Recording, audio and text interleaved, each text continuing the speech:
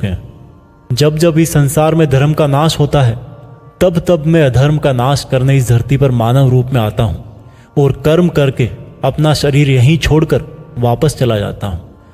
जिस तरह से कोई शिष्य मुझे बहुत प्रेम करता है उसी प्रकार से मैं भी अपने शिष्यों से बहुत प्रेम करता हूँ।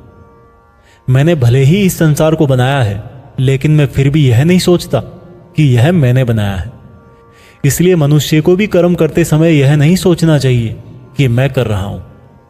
जो मनुष्य किसी भी कर्म के फल और सुख दुख से परे होकर कर्म करता है वही सबसे अच्छा है।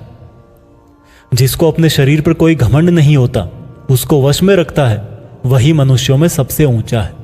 और अर्जुन, जो मनुष्य इस धरती में खुश नहीं रह पाता वो परलोक में भी खुश नहीं होता।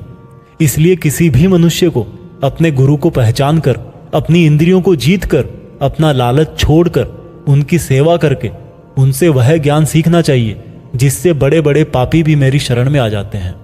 जिस तरह से आग सूखी लकड़ियों को जला देती है उसी तरह से गुरु से सीखा हुआ ज्ञान भी हर अज्ञान को मिटा देता है। हमेशा कर्म करने वाला और हमेशा मुझ में श्रद्धा रखने वाला ही मुझको प्राप्त कर पाता है। इसलिए जिसने भी कर्म योग से सभी कर्मों को और खुद को अकर्ता मानते हुए परमात्मा को अर्पण कर दिए हैं, ऐसे मनुष्य को उसके कर्म कभी नहीं बांधते। इसलिए अर्जुन, तू भी मेरे इस दिए हुए ज्ञान से यह समझ कि कर्म तू नहीं बल्कि मैं कर रहा हूं। दोस्तों, इस चौथे चैप्टर में यह साफ कहा गया है कि जब भी धरती पर मानवता का नाश होता है और नेगेटिव एनर्जी लोगों में ज्यादा होती है तब तब भगवान किसी भी रूप में आकर धर्म को फिर से स्थापित करते हैं। इसमें यह भी बताया गया है कि अगर किसी से आपको कुछ सीखना है तो सबसे पहले आपके मन में उसके प्रति रेस्पेक्ट होनी चाहिए, कोई लालच नहीं होना चाहिए और बुरी भावना भी नहीं।